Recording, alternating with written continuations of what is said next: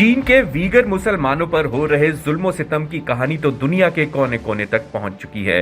बावजूद इसके चीन उन पर बिना किसी हिचक और दबाव के जुल्म ढाए जा रहा है। दुनिया भर के ज्यादातर देश चीन के इस रवैये से नाराज हैं कि कैसे उसने 10 लाख से भी ज्यादा वीगर मुसलमानों को बंधक बनाकर कैंपस में डाला हुआ है। हालांकि जैसे जैसे चीन के जुल्म वीगर मुसलमानों पर बढ़ते जा रहे हैं, वैसे वैसे चीन से जान बचाकर भागकर तुर्की आए वीगर मुसलमानों की आवाज चीन के खिलाफ बुलंद होने लगी है।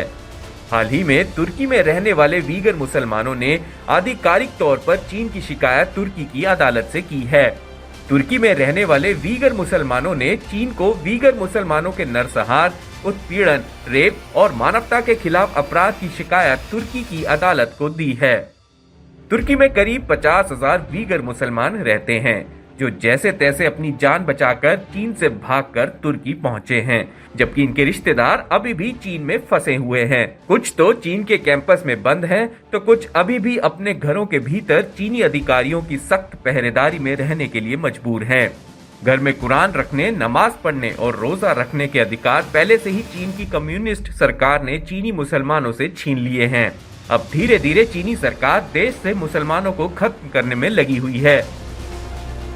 तुर्की की अदालत में दी गई शिकायत में कहा गया है कि चीन के कैंपस में 116 लोगों को बंधक बनाकर रखा हुआ है।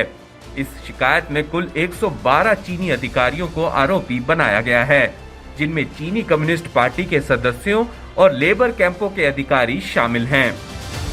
अपनी मांगों को लेकर तुर्की में रहने वाले वीगर मुसलमानों ने जमकर प्रदर्शन किया। वक्त वक्त पर तुर्की में रहने वाले चीनी मुसलमान अपनी आजादी की मांग को उठाते रहते हैं।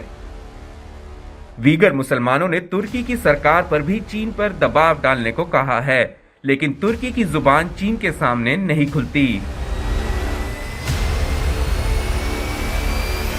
दुनिया भर के मुसलमानों के ठेकेदार बनने वाले तुर्की और पाकिस्तान अपने आका चीन के खिलाफ और उसके सामने कुछ नहीं बोल पाते हैं। चीन में 10 लाख से ज्यादा मुसलमान हर रोज अधूरी मौत मर रहे हैं, लेकिन चीन के सामने कोई भी मुस्लिम देश अपनी आवाज नहीं उठाता। आने वाले वक्त में तुर्की के वीगर मुसलमान चीन के खिलाफ इस मामले को इंटरनेशनल कोर्ट ऑफ जस्टिस में ले जा सकते हैं, लेकिन जब तक इनको तुर्की सरकार का पूरा और खुला समर्थन नहीं मिलता, तब तक चीनी मुसलमान ऐसे ही यातना कैंपों में बंद रहने को मजबूर रहेंगे। Presenting B News app available on Google Play and App Store. Download it now.